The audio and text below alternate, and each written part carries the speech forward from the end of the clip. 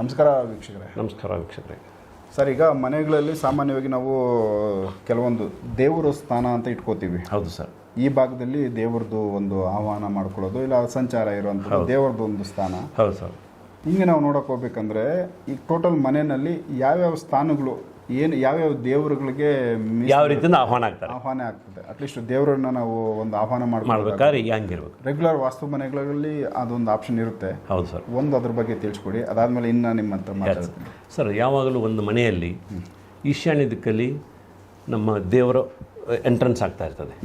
ಈಶಾನ್ಯದಲ್ಲಿ ನಾವು ದೇವರ ಸ್ಥಾನ ಮಾಡಿದರೆ ನಮಗೆ ಪಾಸಿಟಿವ್ ಎನರ್ಜಿ ಪ್ಲಸ್ ದೇವರು ಅದರಿಂದ ಆಗಮನ ಆಗ್ತಾನೆ. ಆ ದಿಕ್ಕಿನಿಂದ ಮಾತ್ರ ಬರೋದು ಅವನು, ಬೇರೆ ದಿಕ್ಕೆಲ್ಲ ಬರಲ್ಲ. ಅದೇ ರೀತಿ ನೈಋತ್ಯದಲ್ಲಿ ಸರ್, ಎಕ್ಸಾಂಪಲ್ ನೀವು ಈಶಾನ್ಯ ಭಾಗದಾಗ ಏನದಲ್ಲ ಅಲ್ಲಿ ನೀವು ಎಂಟ್ರೆನ್ಸು ಏನೋ ಕೊಟ್ಟರು ನಿಮಗೆ ಪಾಸಿಟಿವ್ ಎನರ್ಜಿ ಬರ್ತದೆ, ದೇವರ ಆಗಮನ ಆಗ್ತದೆ. ಅದೇ ಬಿಟ್ಟು ನೀವು ನೈಋತ್ಯದಲ್ಲಿ ಬಾಗಲ ಕೊಟ್ಟದ್ದಾದ್ರೆ ರಾಕ್ಷಸರ ಎಂಟ್ರೆನ್ಸ್ ಆಗ್ತದೆ ಮನೆಯಲ್ಲಿ. ಹಿಂಗಾಗುತ್ತಾ? ಹೌದು ಸರ್. ನೈಋತ್ಯ ಅಂದರೆ ಎರಡು ಬರುತ್ತೆ, ಪಶ್ಚಿಮ ನೈಋತ್ಯ, ದಕ್ಷಿಣ ನೈಋತ್ಯ.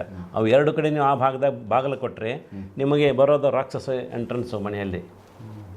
ಅವಾಗ ನಮ್ಮ ಒಂದು ವ್ಯಕ್ತಿತ್ವ ಎಲ್ಲ ಚೇಂಜ್ ಆಗ್ಬಿಡುತ್ತೆ. ವಾಸ ಮಾಡೋರು ರಾಕ್ಷಸರಂತೆ ವರ್ತಿಸ್ತೀವಿ, ಎಲ್ಲ ಚೇಂಜ್ ಆಗ್ಬಿಡುತ್ತೆ ಸರ್. ಪ್ರತಿಯೊಂದು ಚೇಂಜ್ ಆಗ ಎಲ್ಲರೂ ಇಡೀ ಮನೆಯಲ್ಲಿ ಇರೋರೆಲ್ಲ ಎಲ್ಲರೂ ಹಂಗೆ ಆಗ್ತಾರೆ ಸರ್. ಅಂದ್ರೇನು ಒಂದಕ್ಕೊಂದು ಹೊಂದಾಣಿಕೆ ಇಲ್ಲ, ಕ್ರೂಯಲ್ ಮೈಂಡೆಡ್. ಸೊ ಈ ಥರ. ಹೌದು ಸರ್. ಆಮೇಲೆ ಸರ್, ಈಗ ಕೆಲವು ಮನೆಗಳಲ್ಲಿ ಕೆಲವು ಭಾಗಗಳು ಕಟ್ಟಾದಾಗ ಯಾವೆಲ್ಲ ಭಾಗಗಳು ಕಟ್ಟಾದ್ರೆ ಯಾವ ಸಮಸ್ಯೆಗಳು ಬರ್ತವೆ? ಈಗ ನೈಋತ್ಯ ಕಟ್ಟಾಗಿರುತ್ತೆ, ಇಲ್ಲ ವಾಯು ಕಟ್ಟಾಗಿರುತ್ತೆ. ಹೌದು ಸರ್. ಈಶಾನ್ಯ ಕಟ್ಟಾಗಿರುತ್ತೆ. ಈ ತರ ಒಂದು ಸ್ವಲ್ಪ ಮಕ್ಕು ಚೌಕವಾಗಿರುತ್ತೆ, ಎಲ್ಲ ಕಟ್ಟಾಗಿರುತ್ತೆ ಸರ್. ಒಂದೊಂದು ಹೇಳ್ತೀನಿ ಸರ್. ಫಸ್ಟ್ ನೈಋತ್ಯ ಕಟ್ ಅಂದರೆ ಫಸ್ಟ್ ಈಶಾನ್ಯ ಕಟ್ಟಾಗ್ತದೆ.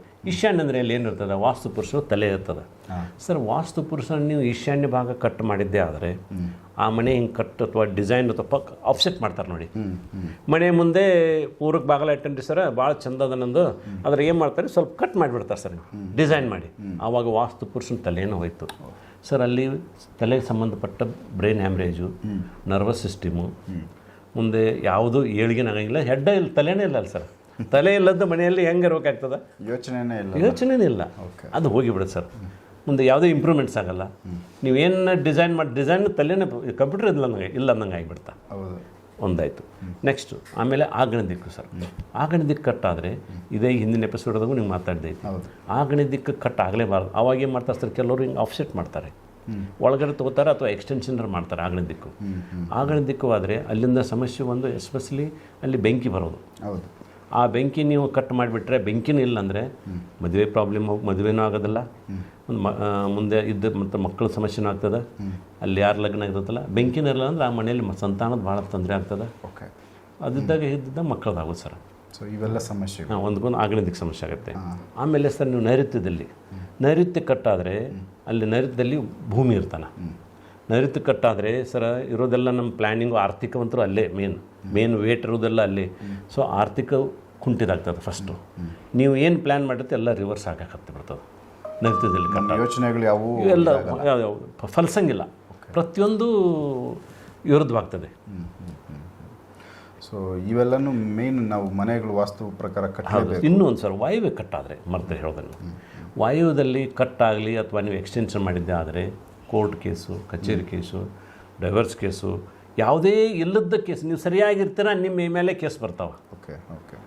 100% ಜಗಳ ಇರಲೇಬೇಕು ವಾಯು ದಿಕ್ಕದಲ್ಲಿ. ಅದು ಅಲ್ಲ, ವಾಯು ದಿಕ್ಕಲ್ಲಿ ನೀವು ವೆಲ್ಲು ಅಥವಾ ಸಂಪು ಅಥವಾ ಕಟ್ಟಾದದ್ದಿದ್ರೆ ಈ ಕೇಸ್ ಇದ್ದೇ ಇರ್ತಾವೆ ಸರ್. ಅದಕ್ಕೆ ಯಾವುದೇ ಕೋರ್ಟ್ ಕೇಸ್ ಆಲ್ಮೋಸ್ಟ್ ಈಗಿಂದು ದಿನಗಳಲ್ಲಿ ಸರ್, ಪ್ರತಿ ಮನೆಗಳಲ್ಲಿ ಆಸ್ತಿಗೆ ಸಂಬಂಧಪಟ್ಟಂತೆ ಪ್ರತಿ ಮನೆಯಲ್ಲಿ ಒಂದು ಕೇಸ್ ಇದ್ದೇ ಇದೆ ನೋಡಿ ಸರ್. ವಾಯು ಕಟ್ಟಾಗಿರ್ತದೆ ಅಥವಾ ವಾಯುದಲ್ಲೇ ಟ್ಯಾಂಕ್ ಮಾಡಿರ್ತಾರೆ, ಸೆಪ್ಟಿಕ್ ಟ್ಯಾಂಕ್ ಮಾಡಿರ್ತಾರೆ. ಸೊ ಅವ್ರು ಸರಿಯಾಗಿ ಮಾಡಿದ್ರೆ ತಾವು ಹಿರಿಯರೊಳಗೆ ಕೂತ್ಕೊಂಡು ಬಗೆಹರಿಸ್ಕೋತಾರೆ. ವಾಸ್ತು ಸರಿ ಇತ್ತಂದ್ರೆ ಅಲ್ಲಿ ಅವ್ರ ಮನಸ್ಸು ಸರಿ ಇರ್ತದೆ ಸರ್. ಅದೇ ಮನಸ್ಸು ಸರಿ ಇರಲಿಲ್ಲ ಅಂದರೆ ಅಂತೆಲ್ಲನೂ ರಿವರ್ಸ್ ಆಗ್ತಾಯಿದೆ. ಕೋರ್ಟ್ ಕೇಸ್ಗಳನ್ನ ನಾವು ಅಲ್ಲಿಗೆ ಹೋಗಲೇಬಾರ್ದು ಅಂದರೆ ಏನು ನಮ್ಮಲ್ಲಿ ಸರ್, ಅದನ್ನು ರೆಮಿಡೀಸ್ ಕ್ಲೋಸ್ ಮಾಡ್ಕೋಬೇಕು ಸರ್. ಕಟ್ಟಾಗಿದ್ದರೆ ಸರಿ ಮಾಡ್ಕೋಬೇಕು, ಸೇಫ್ಟಿ ಟ್ಯಾಂಕ್ ಇದ್ದರೆ ಅಲ್ಲೇ ಶಿಫ್ಟ್ ಮಾಡ್ಕೋಬೇಕು. ಅಲ್ಲಿ ಏನದ ತೊಂದರೆ ಅದ, ಕೊರತೆ ಅದ, ನಿವಾರಿಸ್ಕೋಬೇಕು. ಅದು ಕೇಸ್ ಇಮಿಡಿಯೇಟ್ಲಿ ಆಗುತ್ತೆ, ಅದು ಕ್ಲೋಸ್ ಆಗುತ್ತೆ, ಜಲ್ದಿ ಮುಗೀತದೆ. ಹೌದು ಸರ್. ಆದರೂ ಮತ್ತೆ ಮೋರ್ ದೆನ್ 6 ಮಂತ್ ಮತ್ತು ಒಳಗಂತೂ ಆಗಲ್ಲ ಸರ್. ಸೊ ಈಗ ಸರ್, ರೆಗ್ಯುಲರಾಗಿ ನಮಗೆ ಈ ವಾಷಿಂಗ್ ಮಿಷಿನು ಇವೆಲ್ಲ ಬಂದಿರೋದ್ರಿಂದ ಅವುಗಳನ್ನ ಎಲ್ಲೆಲ್ಲಿ ಆಪ್ಷನ್ ಇದೆ, ಮೊದಲು ಬಟ್ಟೆ ಒಗೆಯೋದಕ್ಕೆ ಒಂದು ಸ್ವಲ್ಪ ಹೊರಗಡೆ ಅದಕ್ಕೆ ಅಂತ ಜಾಗ ಇತ್ತು. ಹೌದು ಸರ್, ಅದು ಮಾಡಿದ್ರು. ಈಗ ವಾಷಿಂಗ್ ಮಿಷಿನ್ ಎಲ್ಲಿ ಬೇಕೋ ಆಪ್ಷನ್ ಇದೆ ಇಟ್ಕೊಳ್ಳೋಕ್ಕೆ ಸರ್. ವಾಷಿಂಗ್ ಮಿಷಿನ್ ಯೂಶುವಲ್ಲು ಬಾತ್ರೂಮ್ ಪಕ್ಕಕ್ಕೆ ಇಡ್ತಾರೆ. ಬಾತ್ರೂಮ್ ಈಗ ಇನ್ ಬಿಟ್ವೀನ್ ಸರ್ ನೈಋತ್ಯ ಮತ್ತು ವಾಯು ಮಿಡಲ್ ಒಂದು ಜಾಗ ಬರುತ್ತೆ. ಆ ಜಾಗದಲ್ಲಿ ಇಡಲಿಕ್ಕೆ ಯೋಗ್ಯವಾದ ಜಾಗ. ಅಂದರೆ ಅಲ್ಲಿ ವಾಯು ತತ್ವ ನೀವೇನು ನೀರಿಂದ ಇಡ್ಲಿಕ್ಕೆ ಅಡ್ಡಿ ಇಲ್ಲ, ಅಲ್ಲಿ ಇಟ್ಕೋಬೋದು. ಯಾಕೆ ನೀವು ವಾಯು ಕೆಟ್ಟರೆ ಮತ್ತೆ ನೀರು ಇಟ್ಟಂಗೆ ಆಗ್ತದೆ ಅಲ್ಲಿ.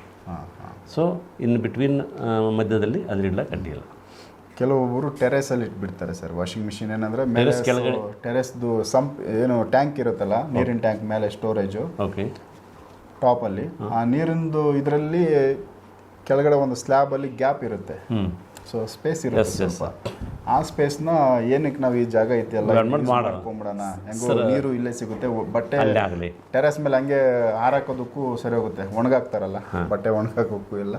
ಸ್ವಲ್ಪ ಬುದ್ಧಿ ಇರೋರು ಇಲ್ಲೇ ವಾಶ್ ಮಾಡಿ ಇಲ್ಲೇ ಒಣಗಾಕ್ಬಿಡೋಣ ಅಂತ ಮಾಡಿಬಿಡ್ತಾರೆ. ಸರ್ ಏನಾದರೂ ಫಾಲ್ಟ್ ಸರ್ ಏನಿದೆ, ನೀವು ಟ್ಯಾಂಕ್ ನೀರಿನ ಟ್ಯಾಂಕ್ ಮಾಡ್ಬೇಕಾದ್ರೆ, ಎಲಿವೇಟೆಡ್ ಟ್ಯಾಂಕ್ ಮಾಡಬೇಕಾದ್ರೆ ವಾಯುವ್ಯ ಮತ್ತು ನೈಋತ್ಯದ ಮಿಡಲ್ ಒಂದು ಜಾಗ ಬರುತ್ತೆ. ಆ ಜಾಗದಲ್ಲಿ ಮಾತ್ರ ಎತ್ತರಕ್ಕೆ ನೀವು ಟ್ಯಾಂಕ್ ಇಡಬೇಕು.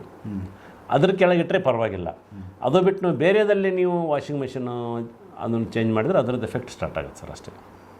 ಸೊ ಅದನ್ನು ಸಿಂಪಲ್ ರೆಡಿ ನಾವು ಚೇಂಜಸ್ ಮಾಡ್ಕೊಳ್ಳೋಕೆ ಮಾಡೋ ಆಪ್ಷನ್ ಇದೆ ಸರ್, ಏನಕ್ಕೆ ನೀವು ಚೇಂಜ್ ಮಾಡಿಸ್ಕೊಂಡು ಬರ್ಬೋದು ಬೇಕಾದ್ರೆ. ಸೂಪರ್. ಸೊ ಮತ್ತಷ್ಟು ವಿಚಾರಗಳನ್ನು ನೆಕ್ಸ್ಟ್ ವಿಡಿಯೋಗಳಲ್ಲಿ ಮಾತಾಡೋಣ. ಸೊ ವೀಕ್ಷಕರೇ, ಸಣ್ಣ ಪುಟ್ಟ ವಿಚಾರಗಳು ನಮ್ಮ ಜೀವನಕ್ಕೆ ಬೇಕಾಗಿರೋವಂಥ ನಾವು ಮಾಡೋ ರೆಗ್ಯುಲರ್ ಡೈಲಿ ಮಾಡೋ ಮಿಸ್ಟೇಕ್ಗಳನ್ನ ರಾಜುಗೌಡ ಪಾಟೀಲ್ ಅವರು ಈ ಥರ ಒಂದು ಮಿಸ್ಟೇಕ್ ಮಾಡೋಕ್ಕೆ ಹೋಗಬೇಡಿ ನೀವು ಅನ್ನೋ ವಿಚಾರಗಳನ್ನ ತಿಳಿಸ್ತಾವ್ರೆ. ಸಾಧ್ಯವಾದರೆ ಇವುಗಳನ್ನ ಬದಲಾಯಿಸ್ಕೊಳ್ಳೋಣ. ಮುಂದೆ ಒಳ್ಳೆ ಪಾಯಿಂಟ್ಗಳು ಇಟ್ಕೊಂಡು ಯಾವ ರೀತಿ ನಾವು ಇಲ್ಲಿ ವಾಸ್ತುನ ಬಳಸ್ಕೋಬೇಕು, ನಮ್ಮ ಜೀವನಕ್ಕೆ ಅದು ಎಷ್ಟು ಅನುಕೂಲ ಆಗುತ್ತೆ ಅನ್ನೋದ್ರ ಬಗ್ಗೆ ನಾವು ಮಾತಾಡ್ತೀವಿ. ಎಪಿಸೋಡ್ಗಳು ನೋಡ್ತೇವೆ. ನಮಸ್ಕಾರ.